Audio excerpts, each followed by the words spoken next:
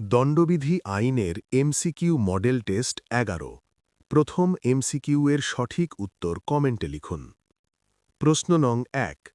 দণ্ডবিধির কত ধারায় অপরাধের সংজ্ঞা দেওয়া হয়েছে? ক. ধারা ৩৯, খ. ধারা ৪০, গ. ধারা ৪১, ঘ. ধারা ৪২। সঠিক উত্তর কমেন্টে লিখুন।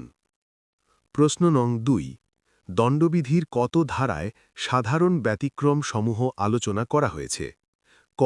ধারা ৫৩ থেকে ৭৫, খ. ধারা ৭৬ থেকে ১০৬, গ. ধারা ১২১ থেকে ১৩০, ঘ. ধারা ১৪১ থেকে ১৬০। সঠিক উত্তর খ. ধারা ৭৬ থেকে ১০৬। প্রশ্ন নং ৩।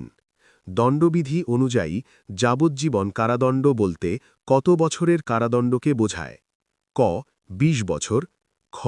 ২৫ বছর, গ. ৩০ বছর, ঘ. আমৃত্যু কারাদণ্ড, ধারা ৫৭ অনুযায়ী হিসেবের ক্ষেত্রে ৩০ বছর। সঠিক উত্তর ঘ. আমৃত্যু কারাদণ্ড, তবে দণ্ডের মেয়াদ গণনার ক্ষেত্রে ধারা ৫৭ অনুযায়ী এটি ৩০ বছর ধরা হয়।